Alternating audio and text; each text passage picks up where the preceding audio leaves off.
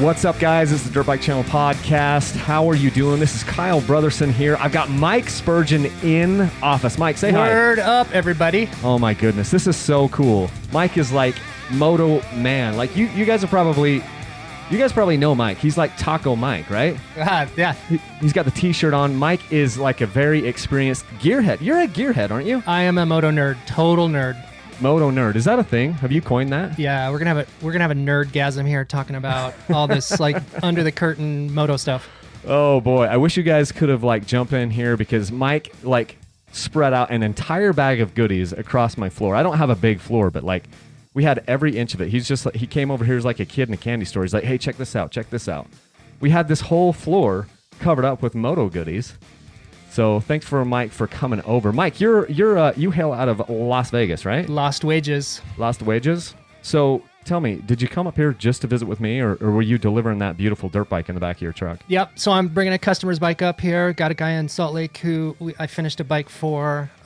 It's a great story. This is a guy who found me a while back on YouTube. I'd done a bike and then put a video up, and then he sent me a message and said, hey man, I want you to build, a bike similar to that. I want all the goodies on it. I want it to be tricked out. And so contacted me, and then we built that bike for him. And then I'm up here to meet another client, a guy who wants, I think, 2 bikes, similar setup, like I'll buy the bike for him and then deck it out. Because a lot of guys have visions and hopes and dreams about what they want for their bike, but maybe they don't have the understanding of what components they're really after, how to do the setup, or they don't have time or expertise. And, there's a lot of good dealers out there. God bless the dealers, motorcycle independent shops, factory dealers. Those guys are where we've all probably got our bikes, but they're pretty limited on what they maybe know or understand about the aftermarket or mods or add-ons, because maybe they can just stay within the boundaries of like what their dealer agreement is. There's certain things they're not allowed to do to bikes, just sort of they'll void and violate maybe emission standards. Sure, yeah. So being kind of an outsider and independent guy gives me a lot of flexibility to do things that are out of the box and maybe special and specific that either a dealer maybe doesn't even have on his radar. I mean, I'm constantly spending money, time and money, buying parts and then breaking them, testing them, taking them to Mexico, taking them to Baja with the specific intent of like trying to find its flaw and its weakness and break it. And then that doesn't pass. I take that off the list, and then I just cycle through. If there's 7 skid plates out there, I've bought all 7 of them, tried to, exploit them and figure out what the limits are. And so my laboratory is pretty big with just a lot of cast off stuff. So I guess maybe when a guy is looking to do sort of an all out setup, that's maybe who's coming to me for that kind of thing. Fantastic. Some of you guys might know Mike from his Baja Tours. We're going to get into that a little bit. You also might have seen his Facebook group. It's EXC/FE Performance and Tech Talk. Company is tacomoto.co, right? That's your website? Yeah, Taco Moto Co. And so out of being clever. Taco Moto Co, or is it .co? So yeah, to be clever, it's tacomoto.co. There you go. Yeah, which is the same way you would write it out if you wrote it. Tacomoto.co.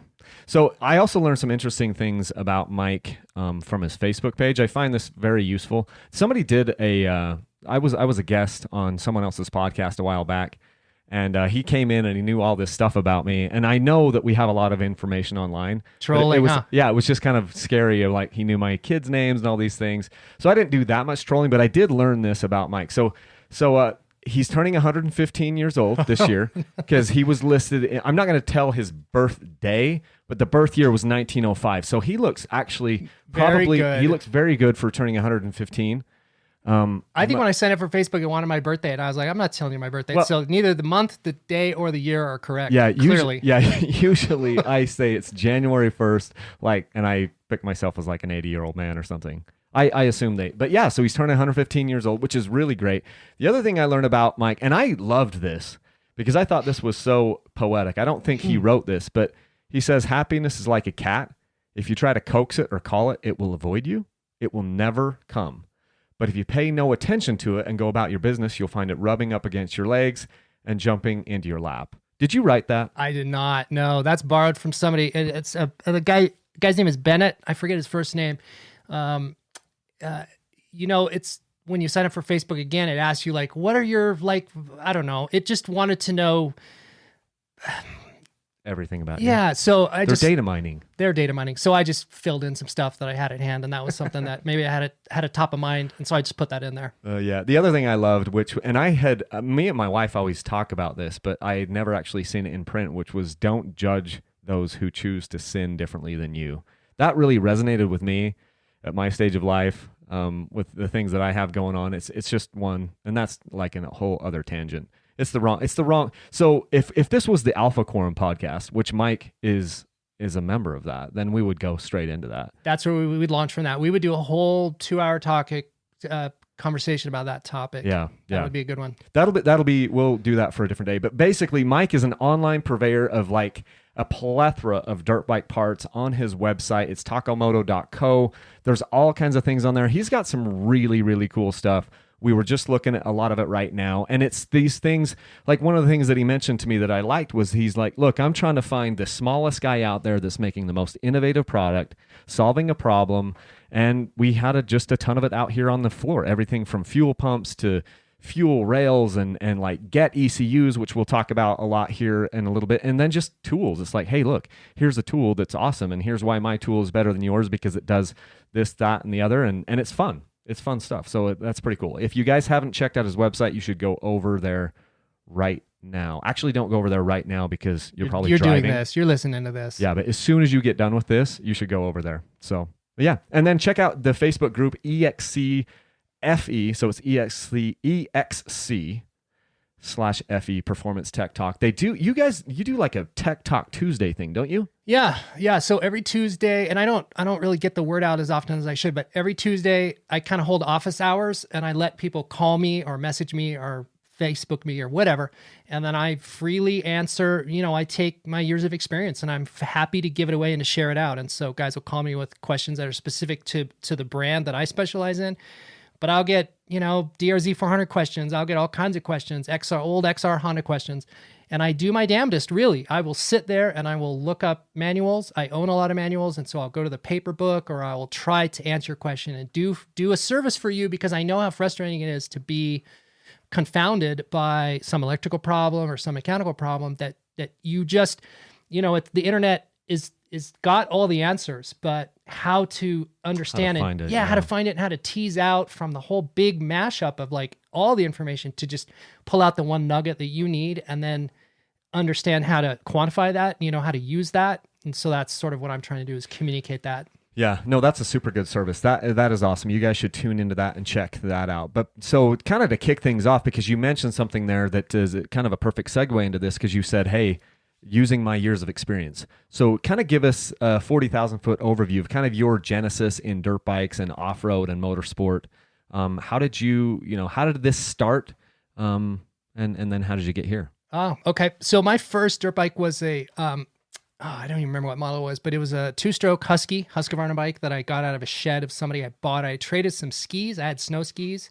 I was kind of over snow skiing. Where did you live at the time? Vegas. Not Yeah. Wait, skis in Vegas? Right. Yeah. Brian Head, Utah, or like Okay. up on Mount Charleston. There's a little bit of skiing. So I remember selling my skis, taking the money, buying this 2-stroke. It's probably 70s little bike, and then cobbling it together and getting it running. And I've always had mechanical aptitude. My dad was a radar tech in the Army in the Korean War. He was a teletype engineer. So teletypes back in the day, you could transfer information, printed information from, it was like a mechanical printer typewriter device. Look this up. They're fascinating. It's a mechanical computer printer machine. Unbelievable, the intricacy of it. My dad would service those and then modify those. And so I grew up in a household of components, engineering, parts, taking things apart. I was taking apart VW. My first car was a VW bus that my parents gave me. Not the Bug, it was the bus? The bus, yeah. I was 14 years old, and they said, Nice. you can have this when you're 16, but the motor wasn't any good. And so I'm a 14-year-old kid, and I dropped the motor on a skateboard. And Did you re-jug it? I rebuilt it, jugged it, yeah. Isn't that a VW term, like jugging it? I think so, right? So you can up the... Because you don't put big pistons in. bore. You don't you just re-jug a VW. Yeah. That's what I've heard. Yeah. I could be wrong. Yeah, the boob job on the V-dub. So did that, and then just I fixed the buses and the V-dubs of all my buddies, and I've just always been in saturated with that. It's part of my DNA. In fact, it's really cool. I love telling this story. My one of my grandfathers on my dad's side holds patents and world records in horse racing. He developed some sort of bridle attachment for chariot racing. That was a thing. And he developed and innovated products for that world, holds patents, and then had world records for these horse races. Holy cow. So all of that sort of like is just in my DNA. And when I look at a thing, I see its flaws and its weaknesses, and then either go about improving it or just scrapping it and trying to innovate or come up with a new one on my own. And that's just something I've always done. And so transferring all of that, just sort of like, I'm always sparking with that inside of me. And I just decided to transfer that to mechanical horses, whereas my family lineage was in real horses. And now this is what I'm spending my time doing. The upgraded horse. The gasoline horse. The horse that you don't have to feed every day. Yeah. You just have to feed your passion. So in the last 115 years, then you've learned a lot about these types of mechanical things. No, I think that's interesting though, because when you talk about coming from a family that's tearing things apart all the time and figuring out how things work, that makes a lot more sense. You know, how you got to where you are today. I've never been afraid to just crack something open, even if I've never seen it before. I'll take a brand new bike that's got some new components, new technology on it, and just rip it apart, get into it, and try to figure out what's going on inside of it. That's the best way to learn, though, right? I mean, is to look and say you're not necessarily reverse engineering it, but you're looking at like how do these components work together? Yeah. That's one of the things that I think people should do. If you have a dirt bike, you should take stuff apart, take stuff off of it. If you've got a carburetor, the best thing that I ever did as far as like learning carburetors, and I'm just a novice at it, but I've gotten okay at like certain things, is to take it off the bike, take it all the way off the bike and take it apart. Take every screw out of it that you can take out of it and be like, how does this work together?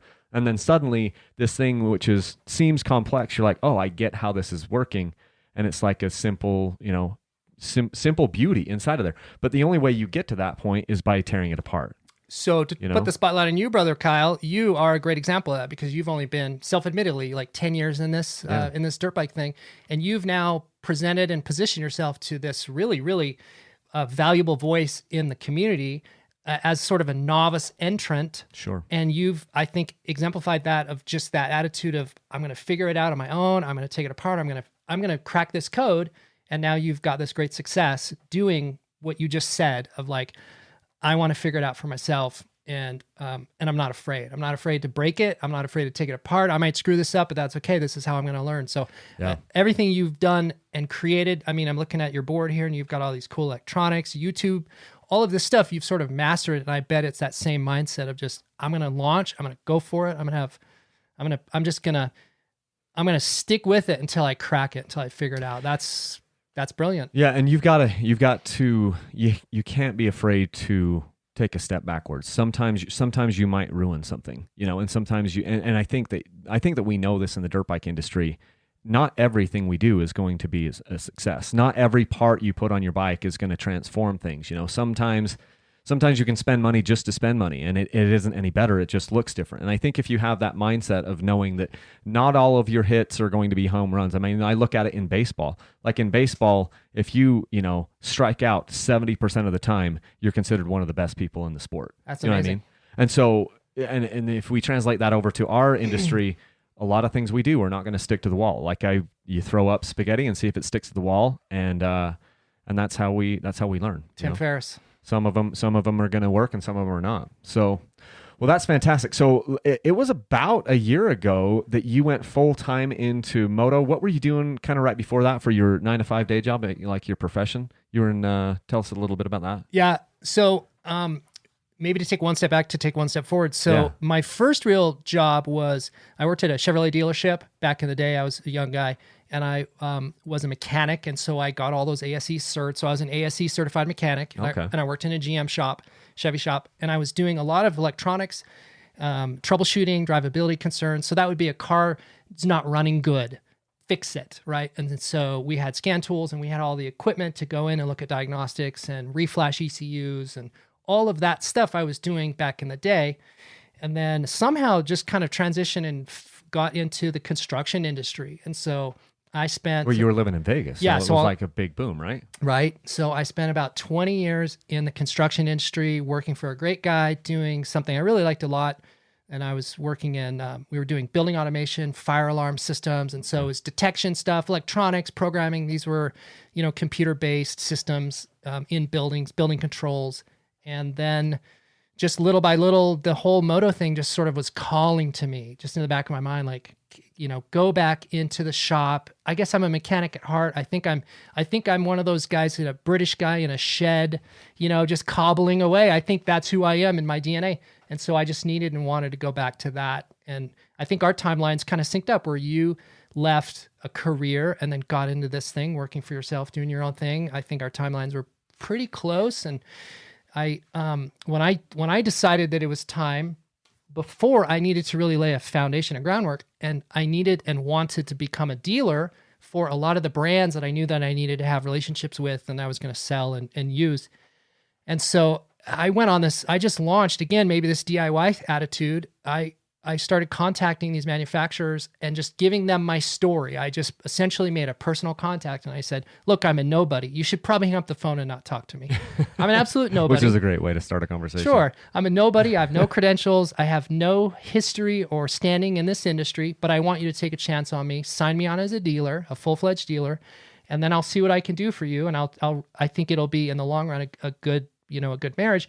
And I got on with a couple of little small companies. The smaller, I started really small intentionally because they were probably, little guys always start out somewhere. Yeah. Everybody starts as a little guy. And so I got on with a few of the littlest guys I could think of, and then sort of parlayed that. And eventually the first real dealership that I ever got was with Moto. And you had the president of Moto on not that long ago. Lynn Hodges. Lynn. And so I don't know Lynn and he doesn't know me, but I got hooked up with somebody in his organization and they brought me on. And then Recluse, I got on with them. And then once I had a couple of those, then it became really easy. Then I could approach other guys and say, look, I'm already a dealer. And then it just became a snowball. And now I've got, dealer affiliations with you could walk into any moto shop and look at their line card and I have the same ones. So I'm just little old me doing my thing, but I have now gained, I guess, some traction through just putting in the work, putting in the passion.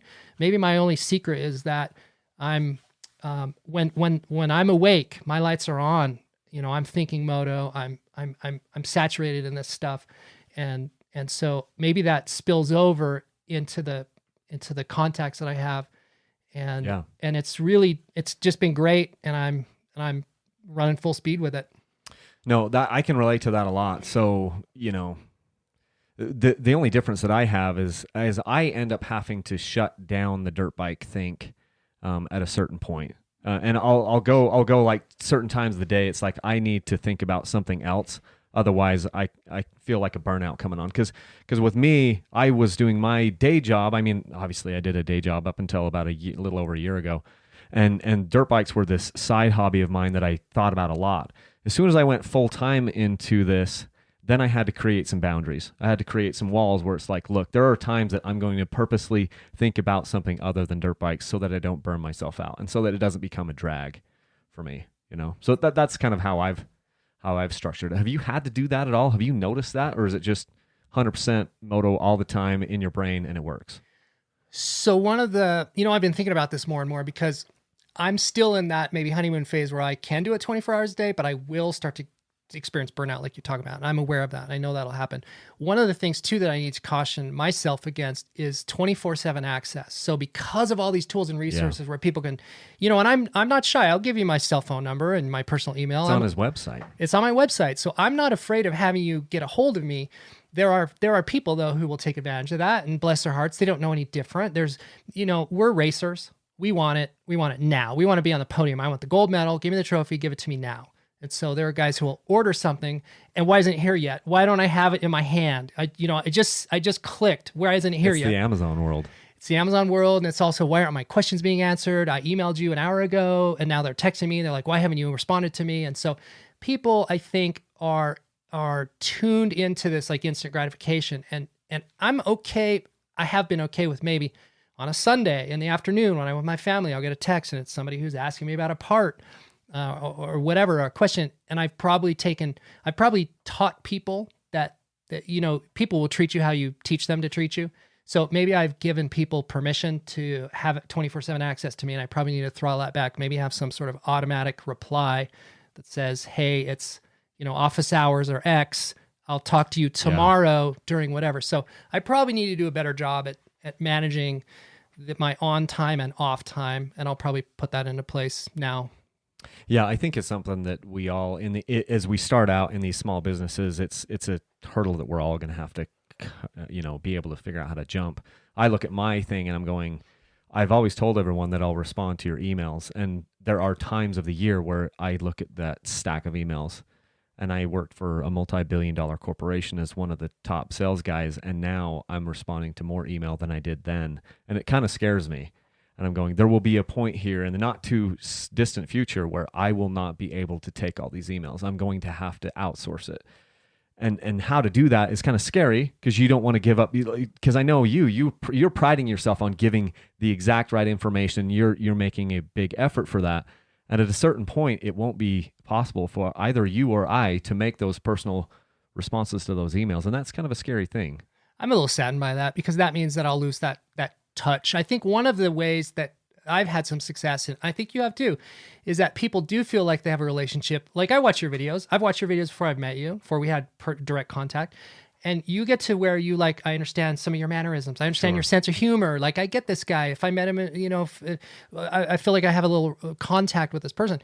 And so I think that there's a little bit of that with me. People see Facebook groups or YouTube videos that I make or whatever, and then they feel like we're friends and they want access. And I am okay with that. In fact, I enjoy that. I think that I think that benefits both of us. At some point, though, that probably has to get a little thinner. That rope needs to stretch out a little farther.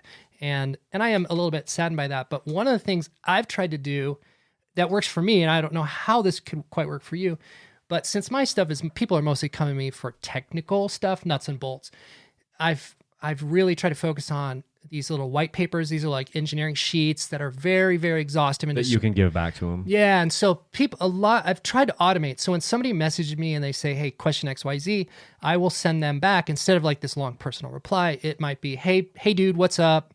Whatever. And then here's 5 links to ways I've automated my answers. And so instead of having to type out or do a phone call with you, I can give you this sort of automated response, and hopefully I can continue to improve the videos and the content so that it's more exhaustive in its answer and in its in the value that it gives them. Absolutely. I've had to do that too. There are certain questions that I just have basically a canned response, and I'll personalize the beginning of it, and because it's impossible to answer every single question unique every time. Especially some of these more technical questions or things, or just people saying, what dirt bike should I get next? And so it's I bet you get a bazillion of that. I get that. If there's What's your number one question? That's one of them. What should I buy? Number one question is, what dirt bike should I buy? And so it's just, this is such a loaded question. And sometimes people will give me zero background, and I look at that and I'm like, I think base it off your sentence structure. I think you're 14. And other times they give me a book, and I'll look at those, 4, 5, 6 paragraphs, and I'll just go. How do you handle people that only want to talk to you and they only want you to hear? So I get this all the time. But at the same, but I'm breathing loud, and it isn't because I don't want to respond to them. I just go, okay, buckle up, because now I'm going to spend the next 5 minutes reading this. But at the same time, I'd rather have more information than less. So I'm not telling people not to give me more information. It's that double-edged sword where a kid says, what dirt bike should I buy next? And I look at that and I roll my eyes. I have no idea.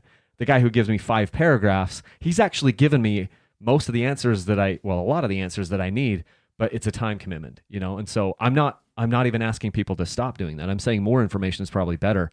But when you look at it from a time perspective, you're going, how do I manage this? And then I've got 4 kids, and I've got my wife, and I've got, responsibilities in my community or in my church or whatever. And I've got basketball practice. Well, I've got 2 basketball games tonight with my kids. You know what I mean? I've got a basketball practice with Case. I've got a basketball game with Connor, and you have to factor all that stuff in. Would it serve you then to have maybe some sort of sheet that you'd have to kind of continually update this with new models, but it would be, if you're this type of rider, and this is your budget, then here's the top 3. Kyle's top 3, so Kyle could have his recommendations based on these criteria that you would have to self-select whether or not you fit in these brackets. And then this is your top 3 picks for, and you could even brought it out in parts. Are you a recluse rider? Yes or no? Like answer these sort of like a if-then chart and then come up with some sort of outcome. No, that's actually a really good idea. I should create a flow chart here where you answer your own questions. You answer your own. I like that. I'm gonna work on that. You're welcome. So let's go back into you. So Taco Moto Tours. You were doing this sometime around circa 2008. Do I have that date right, or is that just a fictional date in Facebook again? I don't know. I'm terrible with dates, but it's been more years doing these little tours than I've been doing the Taco Moto Co thing, which is more like parts and tech stuff. So I got wrapped into Baja many years ago. You may know a great guy, Paul Edmonds. I know his name. Yeah. No. His daughter is married to my old boss at company I used to work with. So I haven't met Paul, but I feel like I know him. Legend. So if you are in Nevada, Utah, Arizona, California, if you're in Intermountain West, I guess maybe that is generically what you call that, and you're in Moto or even side by sides, you have heard of the UTMA, Utah Trail Machine Association, and Paul, legendary guy, generous, kind. Work ethic like none other. This guy he's almost as old as you. You're 115. I think he's like he's like 80. Yeah. We're both checking into the senile home here really quick. That's not what you call him. That's incorrect. Politically incorrect. Edit that. So he exposed me through that UTMA trip, I don't know, 15 years ago to Baja. And it just got into my DNA. Something got reconfigured. Something clicked inside of me. It was being on a dirt bike with the ocean, with the sky and the mountains and the cactus, tacos, the people. There was just something that happened at the like molecular level to me when I combined all of that together with my friends and the risk. And we were out in the middle of nowhere, and you have to rely on your own wits and your own mechanical abilities to just get through. And then there's the whole vector of like the lead up, the preparation. It activated parts of my like caveman thinking that we were going to do this in a team, in a platoon. We're going to have guys. If you've ever read a book, Sebastian Junger, Tribe, he breaks down and goes into and explores the whole concept of military engagement, the fraternity and camaraderie that happens between men when they engage in these, I use the word risky, but whatever, that may not be the best word, but when you engage in these activities that tap into all of these ways that a man is specifically and uniquely a man, right? This is this is genetic. And that happened to me, and it activated a light inside of me, a button that needed to be continually pushed. And so that was a gift. He gave me this amazing gift. And then after going with that UTMA group for a while, I began to want more on my own, more exploring, because they've got a bit of a format that they sort of follow, and you have to when you have that many people. And I wanted something more off the schedule. I wanted something that was maybe more self-directed. And so I just went down on my own and went with some buddies, and then more guys wanted to go. And it just became this snowball thing of like, well, take us.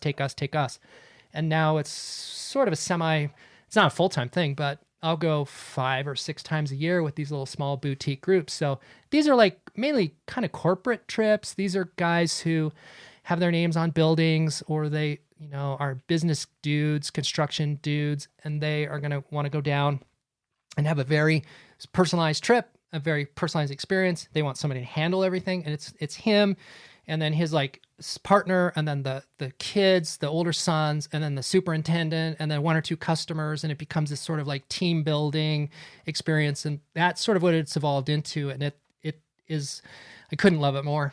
That sounds amazing. It has surprised me how often I get people reaching out to me who are the presidents of companies. You just mentioned that, where you're like, it's, these higher ups in the companies, and then it's their business partner, and then their kids. And so you're taking them on these personalized tours in Baja. And I think that's amazing. And it sounds like because I get these people emailing me that are, I look up their companies. I'm like, wait, you're employing like 300 people or 1,000 people, and you're interested in dirt bikes, and you're just getting into this. It's been staggering to me to see how many people are just getting back into dirt bikes, either for the first time, getting into it for the first time, or getting back into it after a 10, 15, 20, 30, 40-year hiatus.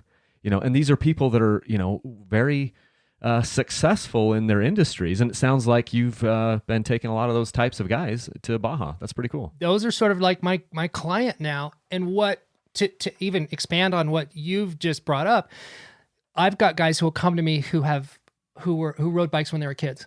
And then they hurt themselves. Their mom said no more. They got busy in college. They got married, whatever.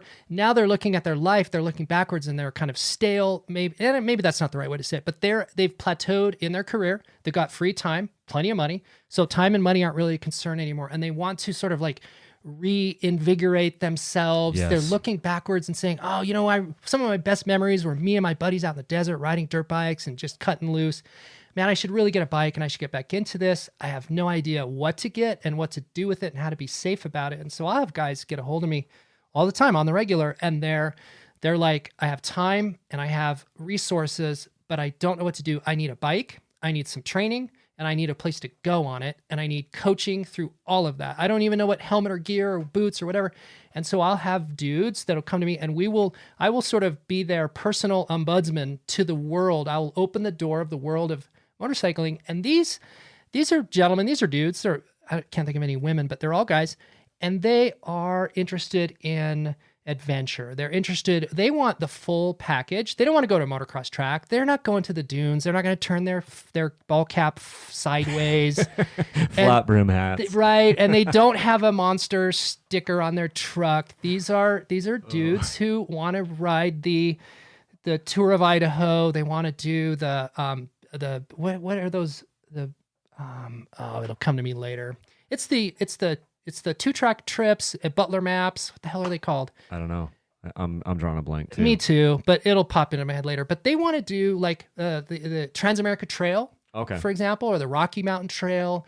These state trails, again, you guys know, Butler Maps makes a state route. It'll pop into my head later. But anyway, they want to do these multi-day long adventure trips.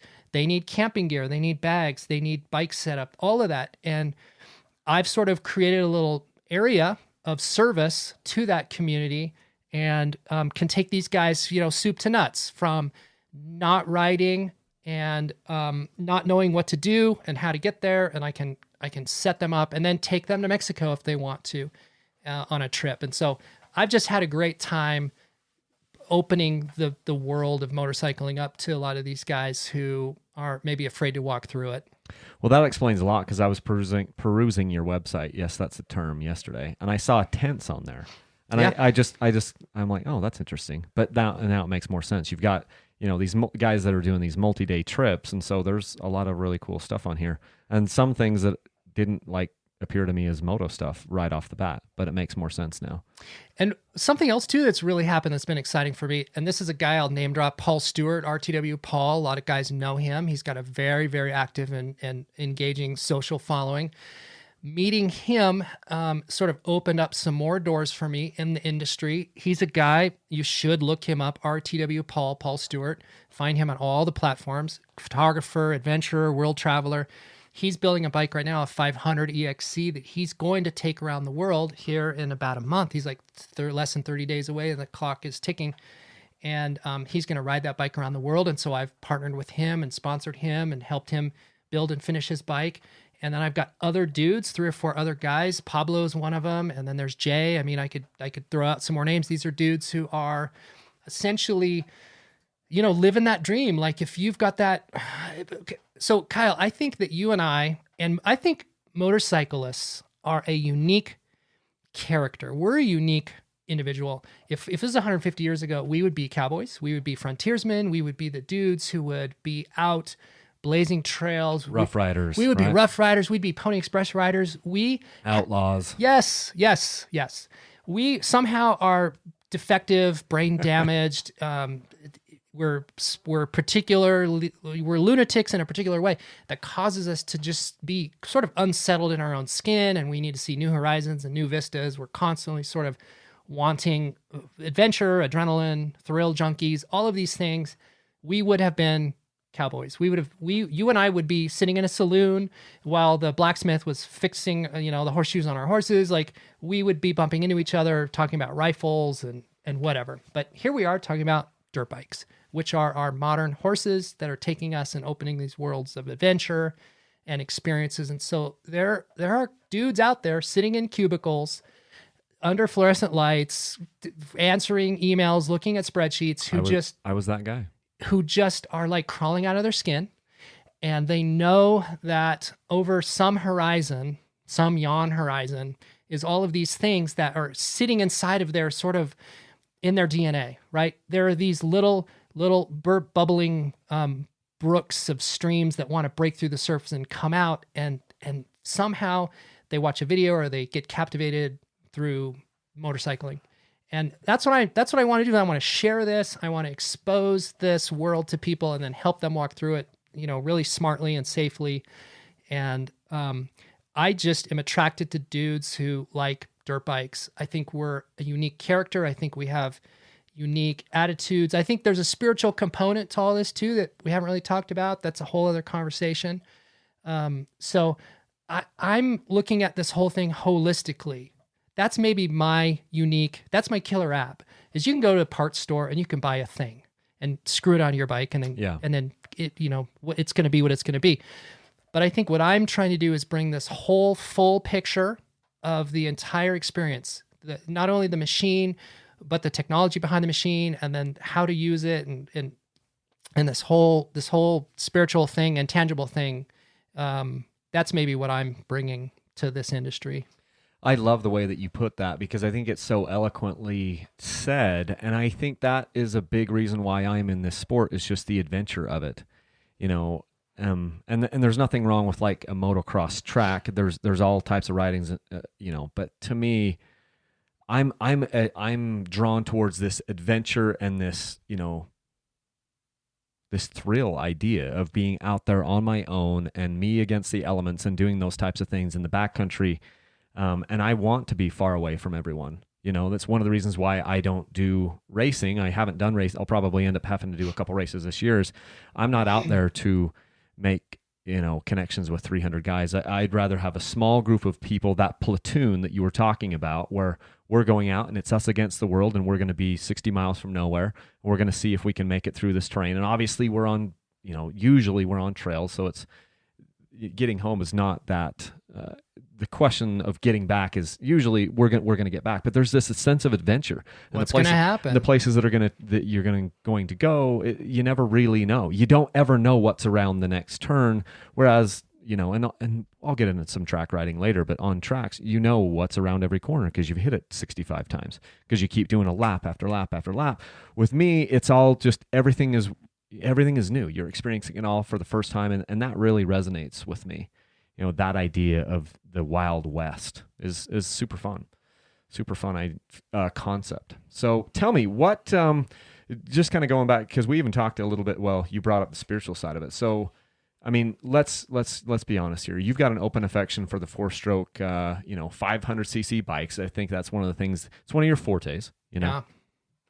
So when you finally came out of the closet as a 4-stroke lover, did your family or other like religious ecclesiastical leaders, did they condemn you for going down the 4-stroke path, or and how did you handle that? That's hilarious. When I read this question that Kyle emailed me, I loved it. This is why I wanted to come up to Salt Lake and do this thing with him, because I think he's got a great attitude and a great spirit. I think again, Kyle, I love what you're doing. I love your videos. They have a tongue-in-cheek attitude about them that is a one-off.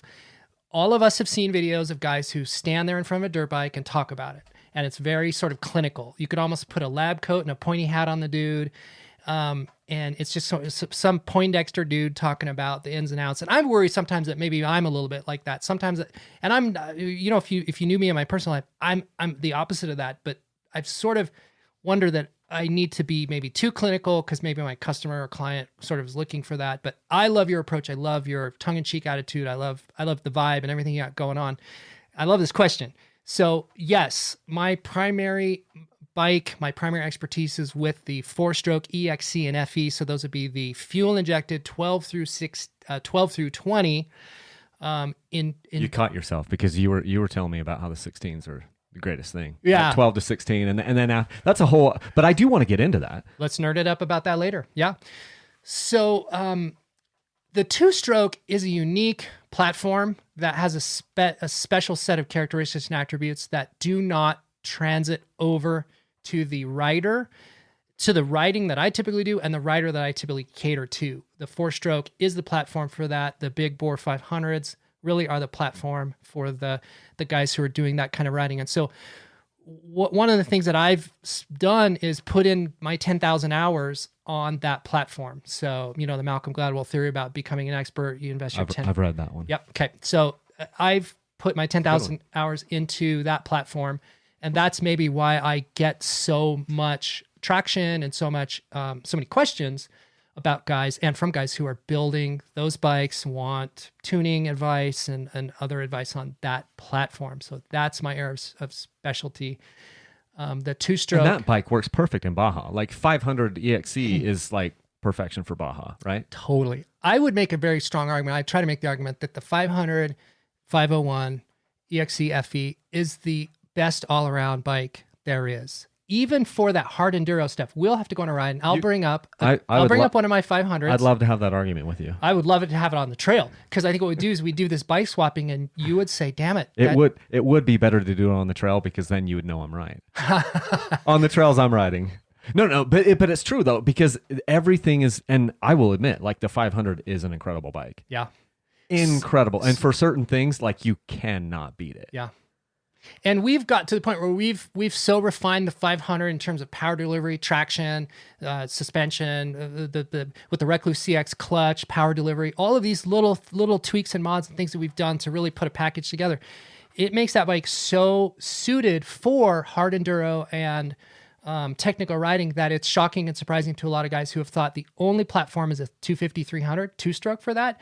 They're blown away at how adaptable the four-stroke 500 is to that. Now, arguably, there are things that four-stroke machine weighing 260 or whatever the curb weight is on that it tapers off in certain ways that the lighter, more nimble 300 will excel. And so it is not really the best scalpel for all surgeries, but it's surprisingly adaptable, where I think it's typically not shut down, or the thought of it is really, people generally don't see that as a platform for single track, and it really, really is, and it can be. Well, I'd like to see a person start on a 500 a lot more than a 450 motocross bike. I mean, it just offers so many more advantages, even if they're just going to go do single track trail riding, I couldn't agree more. In fact, this is what I tell guys all the time. I think everybody's first bike should be like a 350 EXC. An EXC 350 is the first bike for everybody. There's so many reasons why a four-stroke should be people's first bike. Are you talking about, like, what's this age demographic though? I if they're 14 years old, so we can't speak in absolutes here, because I got people email me. I don't dare. In fact, the 350 isn't on my list of. I list out like 9 bikes. 350 isn't on there for a beginner. Yeah, I would argue that it is, because it gives you a bike that is, you can sticker it in all 50 states. You can put a license plate on it if you needed to. So if you're a young guy and you want to, if you sticker it, then it has some advantages. Yep, you can put a plate on it, and that could be like your little primary transportation bike. If you're a young kid, if you're a college kid, you can also go out and ride that in the dirt. It's got very trackable power. It's super linear in the power band. You can mod that out to really get explosive in terms of mid to top end power. But it's a great platform for somebody to sort of like get their balance down, to understand throttle control, braking, all of those variables that happen on a dirt bike that are accentuated on a motocross bike. So on a motocross bike, again, we agree there, terrible platform for a first bike, typically for most people, unless you're sort of gifted and naturally talented with, there are guys that will go on a motocross bike, a young kid, and they just master it and they take off. And like a 125. I do. If you're a 14, 15-year-old kid, I do think a 125 motocross bike is a really good bike. But we're doing different things, because I've got people that are trying to go single track or ride a little bit of trails and a little bit of single track. And I think like a YZ125 is a fantastic bike for a lot of those kids to start out on. I think so too. I think let me qualify it then. Say anybody over 18. I think the ideal bike is the 350 EXC. until you have explored that, until you like figure that you need more power, less power, two-stroke power, whatever, until you want to differentiate. But an entry-level bike, that's mine. Well, and That's then, mine. and I'm not, and yeah, and I'm not going to argue with that one because it is a good bike. But here's something that I've always felt is useful for people, and I don't think people do enough. Let me give you an example. Somebody will go out there and they'll buy, in 2008, they bought a Honda CR 450R. And then 3 years later, in 2011, they buy it again because it's the best bike ever. And then 3 years later, they buy it again in 2014. And then they buy it in 2017. And now they've had 5 Hondas. It's 2020. And they've had the Honda CR 450R 4 or 5 times. And it's the best bike ever in their mind. Sure. And I'm like, dude, you have made a massive mistake. And I'm not even saying that that bike isn't good. What I'm saying is you have no idea What if you're it's good or leaving not. on the table. Yep. And so my thought is, okay, let's get this, I'm okay with what Mike is saying, get this 350 EXC. The next bike, buy something different. Absolutely. Buy something different, and because you're never going to know. Like, you can listen to Kyle, you can listen to Mike, you can listen to anyone else in the world, but everyone's is an individual, and people have different likes, and there's no way for you to know unless you branch out and get some different things, right? Yeah. Yeah. I just cringe when I see somebody bring over to me a Sierra 450, and it's their first bike. It's a kickstart bike. It's sprung really stiff. It's carbureted. You got to fool with jetting.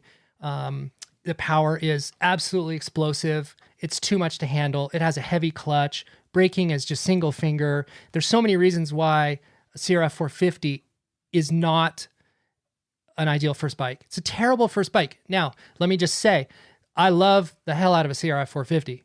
It's fun. Love cutting up on one of those, but I'd never put that machine in the hands. That's like if somebody asked, if we were gun experts, what's my best first gun? Oh, this 357 Magnum with the long barrel. Like, what, are you kidding? Like, let's graduate you up to that gun. So Start with a 22. Start with a 22, and let's go out to the range and get you comfortable with that. So the Sierra 450 is a great machine, but just like a gun choice, there are lots of guns for lots of reasons, and you need to be very thoughtful and careful about which one you pick. Absolutely.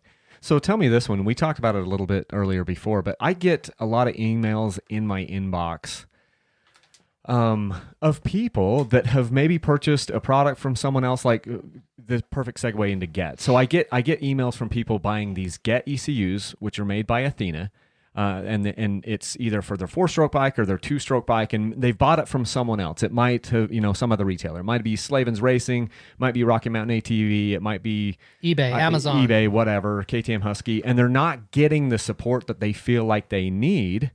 And so they're coming to you for help. Either they're coming to me and asking me a question, or they're saying, hey, look, I talked to Mike, and a lot of times I've pushed them over to you.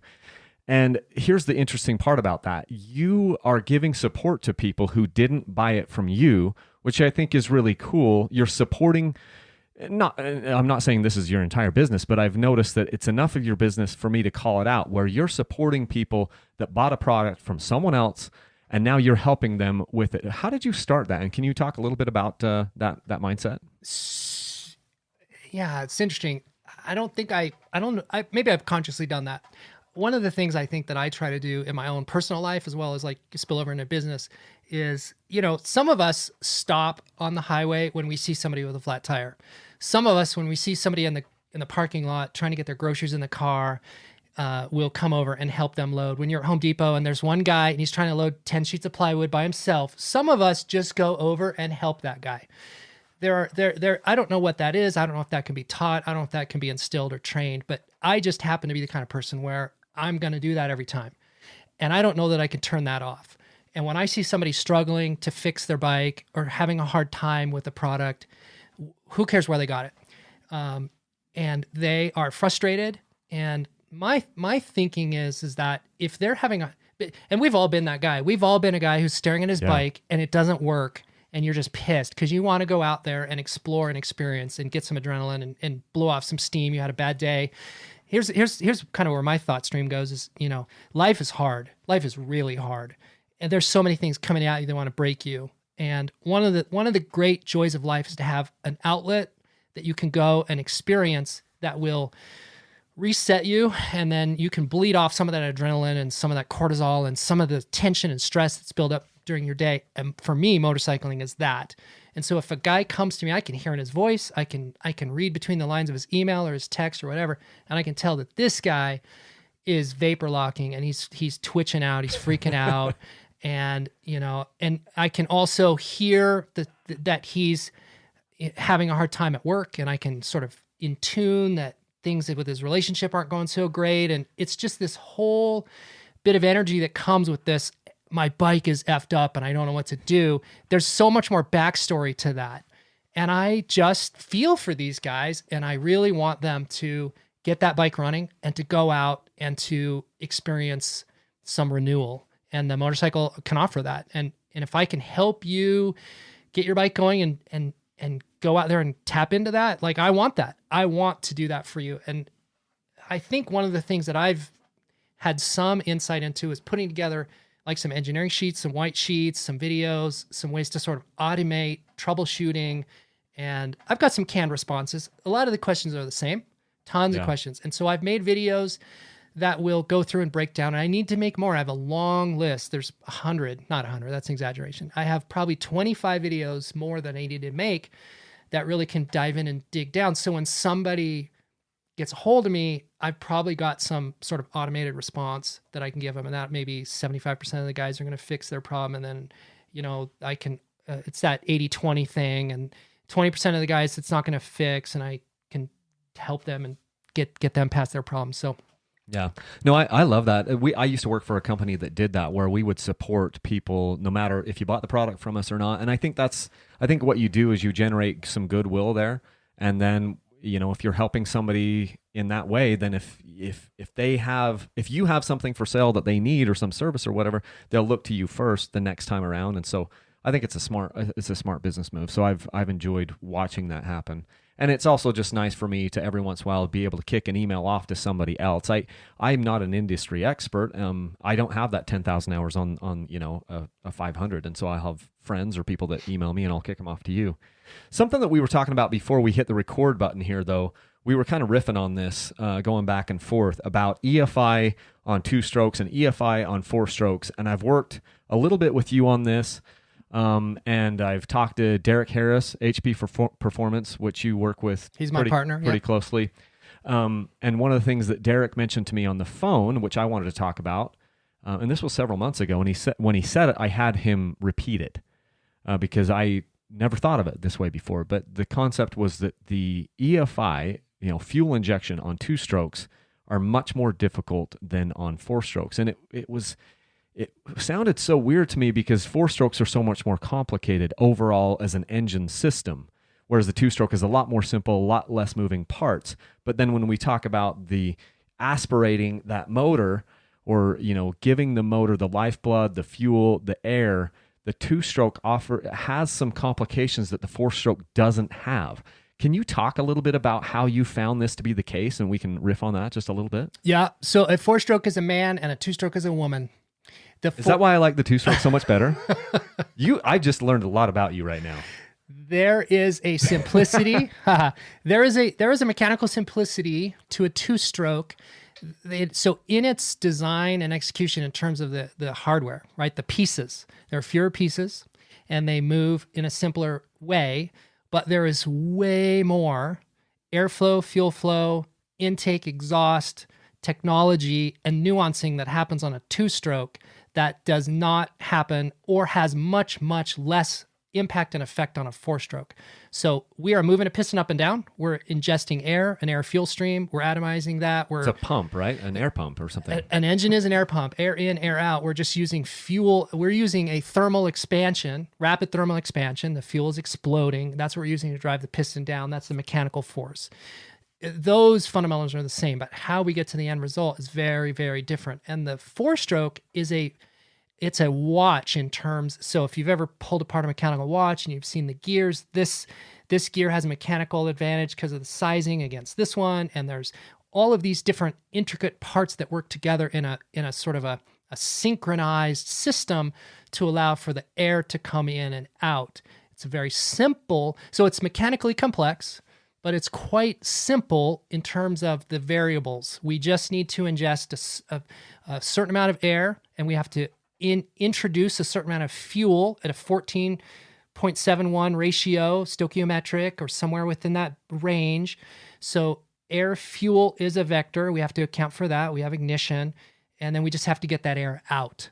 So the fundamentals are fairly simple and fairly narrow. There's a lot of play. There's a lot of adjustability we can have there, but the variables are fairly limited, and it's fairly simple in terms of that. And so a man is a fairly simple machine. You got to feed us and you got to love us. And there's not much more that's got to happen. We'll probably be happy. It was a couple of throwing a few other things, but for the most part, it's a pretty simple formula, arguably so. And then on the two-stroke side, you have less equipment. So we don't have valve train. There's less machinery involved. But the way we introduce fuel and where we introduce fuel and the airflow and the atomization process and then exhaust, the two-stroke has that big, weird-looking pipe. Expansion chamber. There's a lot going on in there. The temperature of that expansion chamber affects everything, and how we atomize the fuel and introduce it affects that temperature, which affects the whole formula, the variables.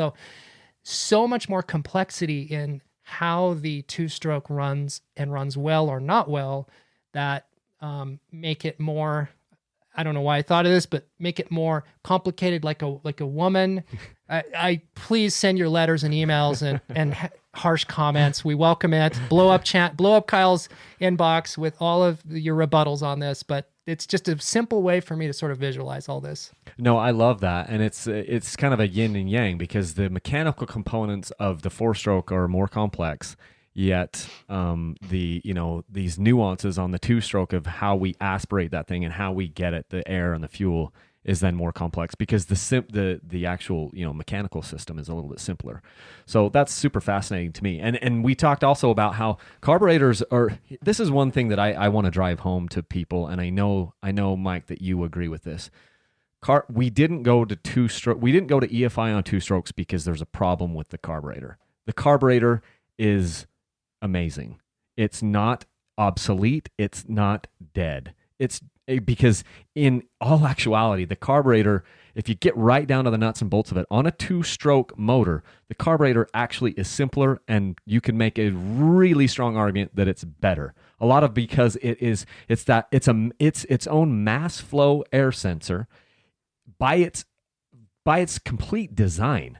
And so it does what it's supposed to do almost perfectly. Obviously, we have to adjust some jets and we have to do some different things, but its simplicity is its strong point, and the fact that it helps that air come with this motor being this air pump. The carburetor is the perfect companion to that.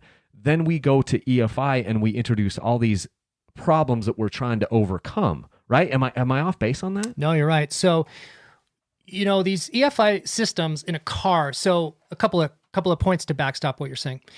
In a car, we could go out to my truck out in the driveway, or anybody's modern car, and we're going to pull off 50 or 60 pounds of sensors, wiring, harnesses, ECUs, computers, devices, fuel injectors, everything that runs the engine management system, NOx sensors, all of this stuff. We're going to take all that off your car. It's going to be like 60 or 70 pounds of stuff on the table, and it's going to be this huge bulk, all kinds of volume taken up. In a car, we don't care about space or weight. It's irrelevant.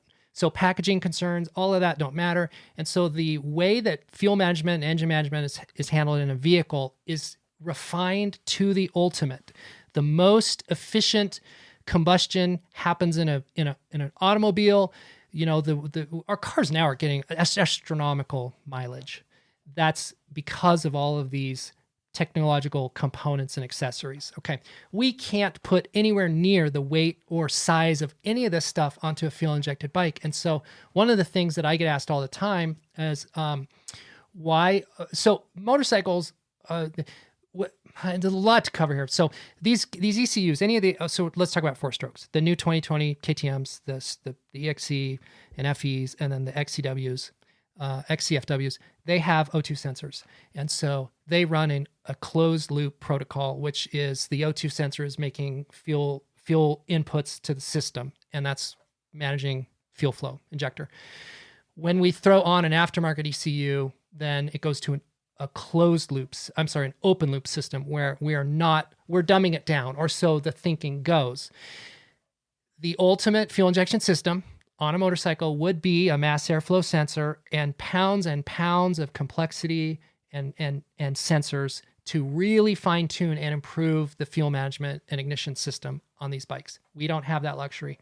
So what makes fuel injection difficult is to run the motor on the least amount of sensors possible.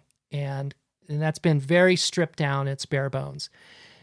A mass airflow sensor determines what the volume of air is to introduce the specific amount of air or specific amount of fuel to combust that volume of air in the combustion chamber at the exact ratio. A carburetor magically does that so brilliantly.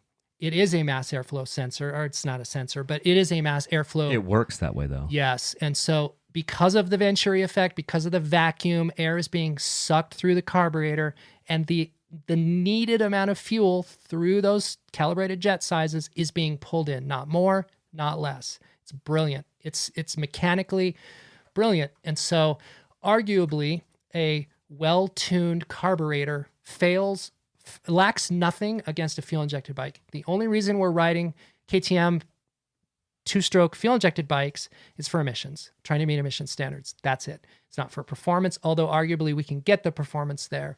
But it's harder. It's harder to get it, though, right? It's harder and more expensive. We have to do more to really get your fuel-injected bike where you want it to be, where it's easier to get you certain drivability, rideability attributes through a carburetor. We can do that through a fuel-injected bike, but we're probably going to have to add ECU on it with some rider controls and give you... So, for example, like the Get is the only two-stroke option. Vortex, if we're talking about four-stroke bikes, we know Vortex is an option, but Vortex doesn't support two-stroke bikes. So if you need to change fueling, and here's another thought too on these systems, because they don't have mass airflow sensors, if you make any change, I get this question all the time about my TPI bike. I want to change a pipe, or I want to put Vortex, I want to put reeds on it. I want to swap the reeds. I want to make changes. I want to put a head on it, whatever. Will the bike self-compensate? Will it just sort of learn that I've made these mods and then fuel accordingly? It will not. It absolutely won't. And basically that software map for the fuel and ignition was written for the stock bike. And if we make any changes, then we throw that off. The math is now off. And where a carburetor could self-compensate to a point, so depending on the jet size, there is a sweep. The sweet spot is whatever that jet is rated for, but there is a percent on either side where a carbureted bike, a jet, will sort of self-compensate and allow for some of those changes and variables to happen. So we get some altitude compensating, we get some temperature compensating. The carburetor will sort of magically, mechanically adapt for that. But a fuel-injected bike will not. It is programmed. Those are data bits that are programmed into like a spreadsheet. These are lookup tables. And so if the computer sensors are saying, this is our water temperature, this is our air temperature, this is a throttle setting, this is our RPM, we are going to give you this much gas. Yeah. That's it. We're not going to give you any more. Because there's not enough sensors to interpolate Yes. the extra data. Yes. If we had an O2 sensor so we could measure exhaust gases, and then if we had a mass airflow sensor so we could really know exactly how much air is in being introduced in the system, then we could have this self-compensating system. But on our bikes, we do not have that. So we are very limited to mods. In fact, we're so limited, like no mods. We really can't make mods to these injected bikes because with our stock map, because the fuel table has a number that's been set to that value. And if it needed to be more, there is no more. It's that value, or that's it. So when a guy on a carbureted bike wants different sort of power delivery feel, we can do that through Venturi sizing. We can do that there's even different Butterfly. A Butterfly is a typical system, but R&D is a great company, and they make an innovative carburetor that has sort of a corkscrew, sort of the airflow. Caheen used to have the flat slide FCR carb, which was a vertical dam, and all of these different ways to introduce air through the venturi create a different feel. So we could manipulate air flow characteristics to give you ride characteristics through all of these different things. Fuel injected bike, we're just sort of stuck with what we have, and we can simulate those, or we can give you different ride attributes, but we have to do it electronically. And so now we're into aftermarket ECUs and traction control knobs and things like that, which are brilliant and genius and amazing. They do add cost and they do add complexity. So I totally get it. I get the frustration when guys are saying, I bought this bike and now sort of I'm seeing if I want more or different, I have to spend more money on it. And this is the mindset that we now basically need to get into with these injected bikes. The old school guy who would throw some jets at it and manipulate, airflow to get you different attributes. That doesn't exist anymore. So now we are talking to guys with laptops and slide rules and nerds. Nerds run our bikes. Nerds run the internet. Nerds run everything. And now, unfortunately, through these emissions regulations, these bikes have to meet these standards. And the only way to get there is through fuel injection. And so we've sort of handed the keys to performance and rideability over to these slide rule nerds. It is what it is now. Yeah, it is. And there was something else that was interesting that we talked about before we hit record here, which was, and you had some interesting insight into this. KTM is doing this move to fuel injection on 2 strokes because of emissions. So why not Beta? And why are Beta and Gas and Sherco not clamoring to do the same thing? And you had an interesting answer for that, which I hadn't heard before, but it sounded completely plausible to me. It was made up, so I hope it sounded plausible. No, the reason that some manufacturers, and these are like small boutique manufacturers, think of them as hobby makers. These are guys. At least the government looks at them that way, right? Yes, exactly. So the US EPA and the Euro 4 and 5 standards both have sort of structures built into themselves that allow for small volume manufacturers who they realize if these small engineering firms, small manufacturers had to meet the high standards, it would be a barrier of entry, too difficult for almost anybody as a startup to meet. And so as a service, I guess, they allow for a softer set of standards for manufacturers to enter the vehicle marketplace. And, these are dirt bikes. We're talking about dirt bikes, but the EPA is up in this stuff because they have wheels, and these are motorized vehicles that could be used for. They're not highway transportation. They could be. Yes, and in a lot of cases they are. Yes. So the EPA looks at them with one of the arms of their enforcement is that this is a motor vehicle, and so they're going to apply some of their standards. So a small volume manufacturer flies under the radar because it produces a lower number than whatever the standard is. And I don't have that in front of me. You can look this up. You can read this stuff. It's pages and pages of technical documentation. So they have fewer number of X employees. They have fewer number of X dealers. They have fewer number of units sold. Gross volume sales are less than whatever. And so then they do not have to meet those standards. And that's why I think it would be a smart move for like Sherco. You raised this point and it's really valid. I think it'd be a smart marketing move for like Sherco and Beta to continue to not offer injected bikes, to capitalize on the fact that they can offer carbureted machines. Now, who knows how? I don't know how long that window will stay open for them, because eventually the Euro 5 standard will roll in, which is in many ways stricter than the US standard. And these are European manufacturers trying to mainly market to European customers. So will they eventually need to roll over and move their bikes into fuel injected, their 2-stroke bikes? Probably. But I would say for the next few years, obviously, I'm sure their engineering staff is smart. They know who the regulators are over there, and they know more about this than I do. But for the next couple of years anyway, those guys are going to be their only option for carbureted bikes. And I think it's great to have them as players in the market, because KTM is meeting those emission standards because they are that tier level manufacturer. The volume, they're hitting that volume. They've got that volume. They really tipped that over in between the 16 and 17 model year. And that we saw that in the 4-stroke plated bikes. It hit pretty hard with new and increased emission stuff. So So it became harder for you to get the same amount of performance out of the 2017 and newer KTMs than the previous generation, Yes, right? yes. So this is why, and this is why our conversation earlier, there are guys who will say that the glory days of the KTM four-stroke plated bikes were the 12 through 16 because they lacked. Now they did still have some stuff on there, but the full weight of that EPA implementation didn't hit until 17. So if you rode a 16 and 17 stock, showroom stock back to back, there would be an astronomical difference between the two, 17 being more restricted, more choked up, as they say. It's so funny to hear you say that because I constantly get people just reaching out to me saying, these companies are purposely ruining this stuff. They're ruining the sport. KTM is ruining the sport. And I go, well, there's probably a lot more complexity behind that. It's not as simple as that they're trying to ruin it. It's like, okay, if all of a sudden the government is now holding you to a totally different standard, you're going to have to put out a product that is going to be different, and so for us to just say like, hey, they're ruining this bike, Yamaha or KTM or Honda or whatever are doing, it's so easy for us to make these blanket statements, just really simple, broad brush strokes and say they screwed this bike up. And it's like, well, there was a lot of changes that had to come into this that they didn't have control over. So it's interesting to hear some of those backstories. I get that same question all the time, or the statement, doesn't KTM know how to make a dirt bike? Don't they understand how to make a bike that works? They've broken motorcycles. These are machines essentially that are released by committee. So I like to think of it as look, the guys who work at KTM went to college. They know how to make a motorcycle, and they ride, and they know how to ride well. And they have race teams that are the best in class, world class.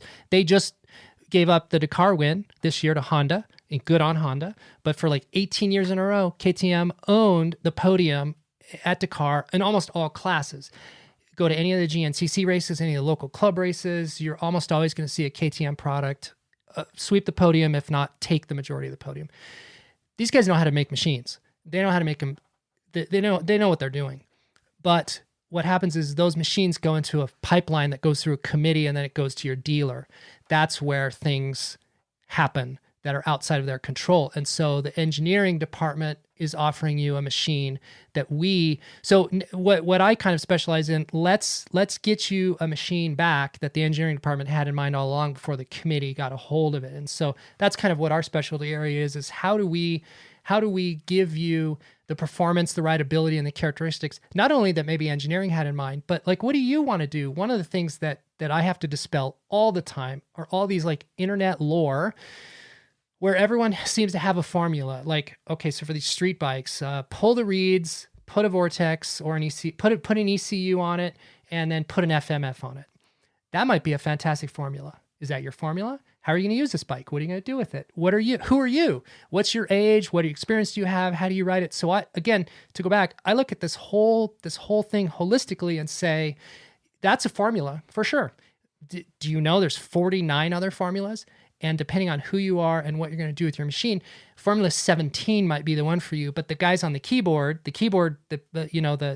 those guys who are in the chat rooms and the forums and whatever, they just know that one formula, and it's a damn good formula, and I love it. But is that the right formula for you? And sometimes it's not the right formula at all. There was a gentleman. I posted a video, just a short little Facebook video the other day, and we're on some slick stuff. We're on some, it's snow. It's snow and ice, and there was a traction problem, and somebody fell down off the mountain, fell off the hill, and one of the comments. Did they do like a roll tumble? Not really. It was there was a little bit of rolling, but it was off camera. Anyway, one of the comments came on there and it said, "Looks like your tire pressure is too high. You should be using a low pressure, like say 14 psi." Oh, he knew. Okay. And I laughed at it because I'm going Expert. 14 psi. The most psi I've ever put in any dirt bike tire was 15, and I absolutely hated it. I feel like if I'm running more than 10, it's ultra high psi for me. You're probably at 5. And I just, well, yeah. In this case, we were running 3. Yeah. And so I laughed. I showed it to my wife, and even my wife knew. I'm like, hey, look, this is really good advice. Let's run low pressure at 14. What's he coming down from? 20 to get to 14? Apparently, maybe, or 30. He's thinking about his car.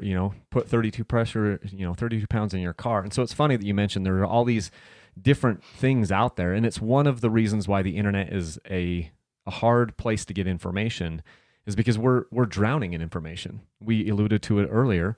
That's one of the things that what's one of the services that you're trying to do is, look, there's so much information out there, and some of you don't have time to hash through it all. And so, look, I'm raising my hand here. Come follow me.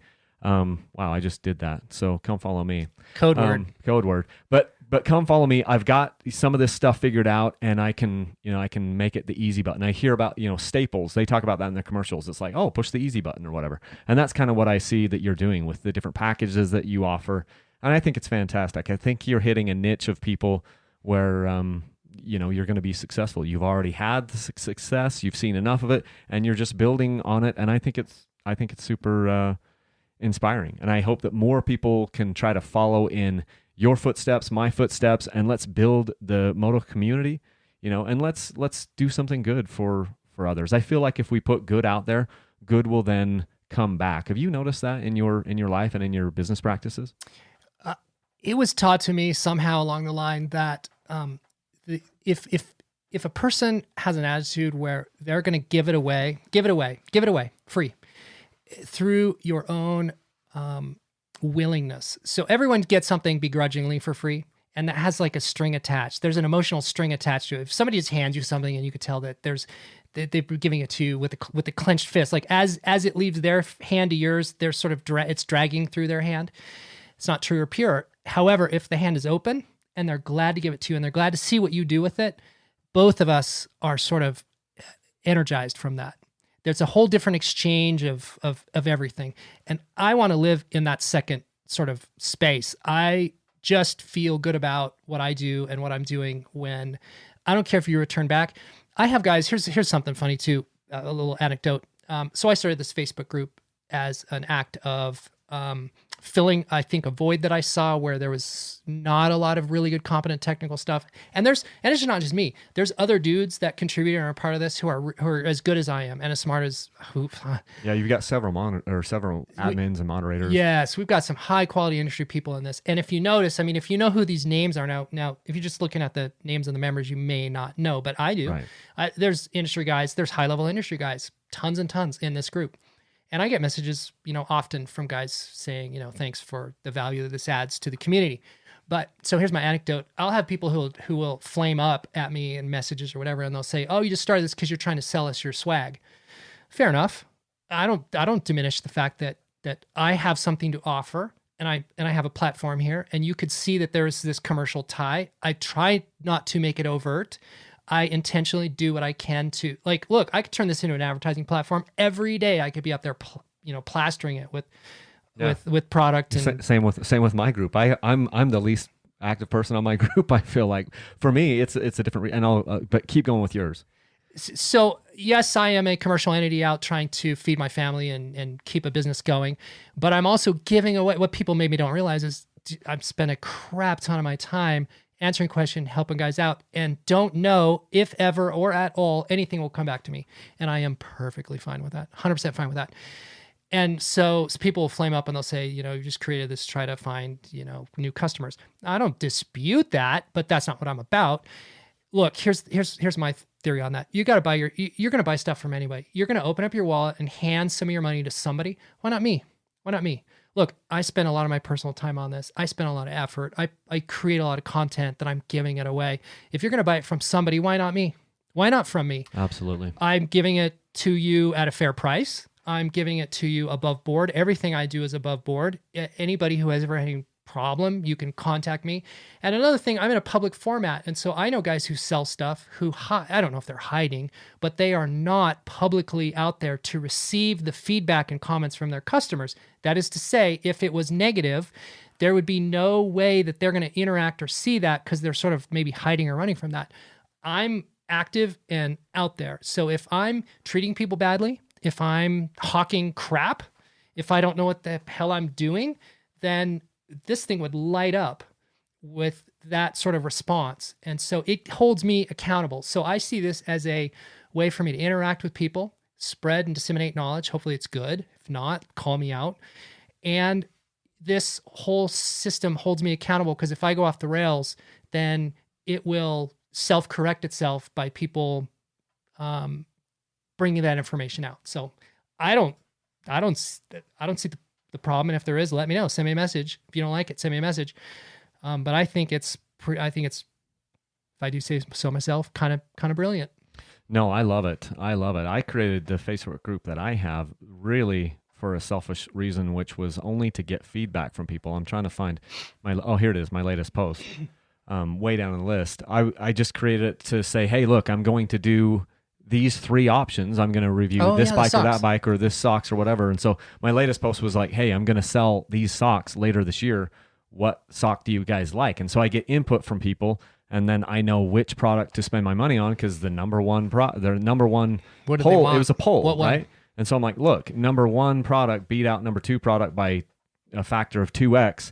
I know that's the product that I want to try to sell next. But the other thing I'll do is I'll be like, look, I want to review these 4 bikes. Which ones do you guys want to see the most? And so the people narrowed it down to a YZ250FX, 2020 250FX, and it beat out KTMs, it beat out Hondas, it beat out multiple things. And so that's that's one of the reasons that I started. That is the reason I started my Facebook group, is literally to get instant feedback from like-minded people. And it's a closed group. I don't have that many moderators. I kind of go through there and try to figure out, who I'm going to let in and who I'm not going to let in. And I decline at least as many people as I let in. And I'm not even sure where to go with it at this point, because now there's like 4,000 people in there. And no, it's only like 4,000. But I don't know.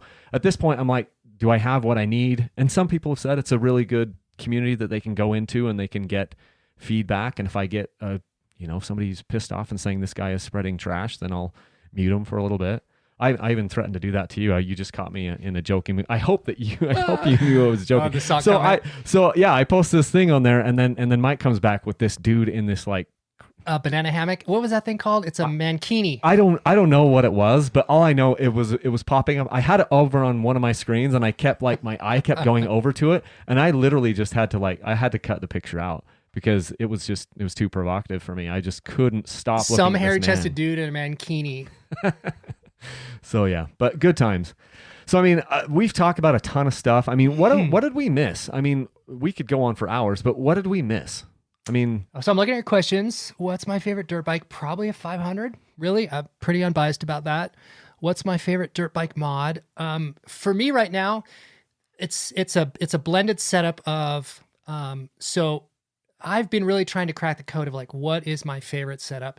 It's a great set of soft intermediate tires with a soft mousse. So I really like the Michelin bib mousse. Those have a feel that I estimate somewhere in 8 or 9 PSI, 7, 8, depends on how. So there's some variables in mousse. You can play with sizing. You can cut some out. You can drill it. You can overstuff it. So you can really play with the feel. I like a standard feel of about 7 or 8. Okay.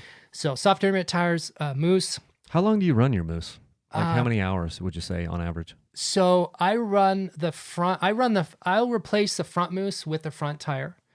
About half-life, it'll start to feel soft, and so I'll dismount. How many hours is the front tire then? It depends. Depends on the riding. My bikes are plated, so we're running on the highway. We're in Mexico. It's so hard to like put a time on it. Let's just say a lot. Front tire's going to last a long time. So I will have generally half-life of front tire is I'll pull it out, I'll clean it, I'll relube it, I'll slice it, and then take a donor piece of mousse from another older mousse and put a foot in there, foot or so, cram it in there, and that'll sort of plump it out again, and then run that. So a front mousse will typically last a full front tire, but it needs about a half-life service. The rear mousse, I like them the flabbier the better, the softer, mushier, more blown out, more trashed out. Are you a 2 rim lock kind of guy on the back? Or Sometimes, yeah, I'll run 2, for sure 1. I like the Warp 9 rim lock, which is aluminum. It's got the titanium thread. You mean aluminium? Aluminium. And then the thread is titanium. And then it's got really beefy sides and very aggressive bite. And you can get them in 2 sizes. I like the bigger size. That has worked really well for me. So a single Warp 9, big one, works good. I like a soft, beat up rear mousse. So I will run a mousse, sometimes 2 rear tires. The rear tires typically last half as long as the front. So I might replace the rear tire and keep the old mousse and run that one a second time. I'll do 2 fronts to 1 rear typically. Got it. Recluse CX, amazing. Suspension, valved, shimmed, sprung. I like to play with oil weights, oil heights. I'm a nerd that way, so I really like to get in there and do all of that, get that suspension. You do all your own suspension. Yeah, and I'm not naturally inclined to understand it as well as I should, and so I have good guys I can turn to that help me out a lot. And then like on my 501 on the 17 that I do a lot of test riding on, Get ECU with some maps that Derek Harris and I have developed. Derek Harris is my tuning partner. Big shout to him, big plug for him. Anybody who's doing anything with high-level tuning really needs to get with this guy, engine builder. If you want a 300, I mean, he's making two-stroke 300s that are nearly 60 horsepower. Like insane amount of power and performance out of these 300s. That's only achievable not so much just with bolt-on parts. Guys ask me all the time, what's the best bolt-ons? I don't know. I'm not sure. Again, it's like, what are you doing with it? Why do you think you want the most horsepower? That's a really common question, is like, how do I get the most horsepower out of this bike? Really? I don't think you know what to do with it. If you had it, are you sure you want that? So many variables in all this. So Get ECU with some great maps. My map 1 is just like a wide open race map. Map 2 is my off-road enduro map. Less ignition, 2.5 degrees less ignition. Very mild profile. The fuel hit is less, so the accelerator pump feature has been dialed back. And with a traction control knob, I can make my bike, my 500, trackable and feel like a Yamaha TT 230, you know? I can take a 500. Is that a good thing? Yeah. You can make your bike feel like a Yes. Yamaha TTR 230. So here's a great example. We were in southern Utah a couple weeks ago on a ride in the Tokerville Twist. You've probably done that. Yep. And I had banged my elbow, and so that was hurting. We were kind of at the tail end of a ride. We had just done the Dry Falls Creek, which is it drops into Zion, and then you run the Kolob Terrace Road up to Smith Mesa Road, and you go around Smith Mesa. I haven't done that because I haven't been street legal. Okay, let's get you up on that. So just an absolute beautiful day. So great. We'd put in a ton of miles. And I was kind of clapped out, and I think I hurt my knee, woe is me, right? And then I broke my shift lever off. I was stuck in second gear. I was kind of over it.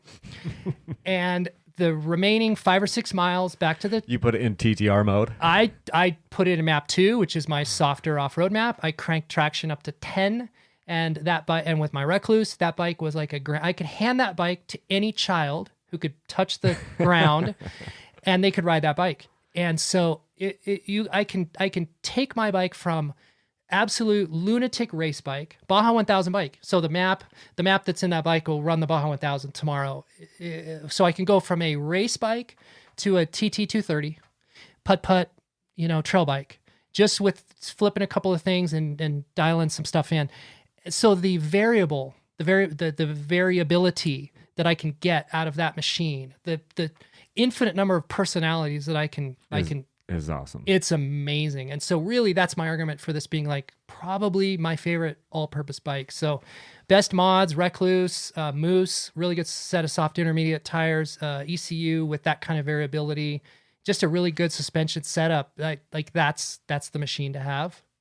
So that's not one mod, it's more like 5. Hey, that's awesome though. You've got the system that you love, and it works for you. So this has been super fun. How do people get in touch with you, Mike? Like, what's the best way for them to get a hold of you?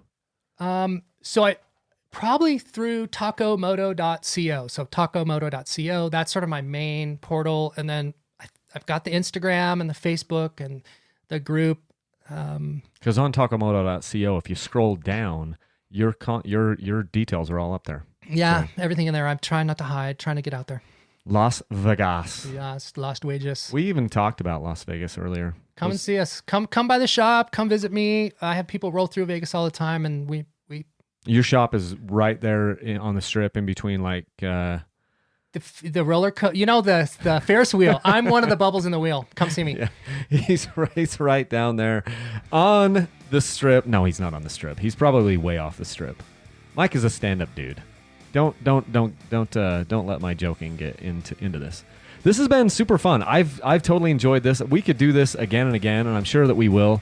Mike wants to get me out on these dual sport bikes. He wants to get me out riding on the road and stuff. I think it'll blow your mind. I think you'll love it. He wants to blow my mind. He wants me to take me on the Tokerville Twister and then go into Zion with all the people. And And then he's getting the one that I need to do though with you is Baja. I need to either go with you or Paul down to Baja, get myself a 500 EXC and just go down there. Come with me and it'll be turnkey. I'll get you the bike and everything. Throw on the moose bibs. So if people want to do that, because I think there's probably going to be people on this podcast that want to do that. If they want to do one of these plug and play awesome riding trips down to Baja, do they just hit you up on takamoto.co? Is that the best way to do it? Jingle mingle, just all the platforms. Yep, find me. Because I think that would be, for me, that's the one that interests me the most, because it's like there are so many people that I know that go there and they talk about all these ins and outs and everything you have to do, and it's almost a little bit intimidating. Yeah. You know what I mean?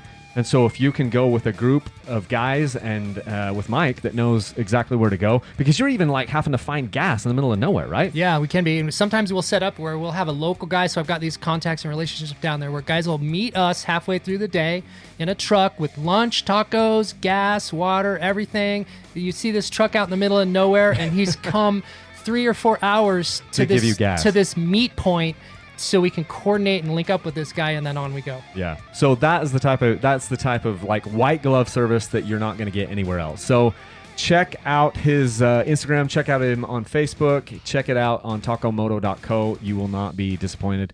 Thank you so much, Mike, for joining me, and let's cut loose, man. Thanks, Kyle. You're the best. Thanks.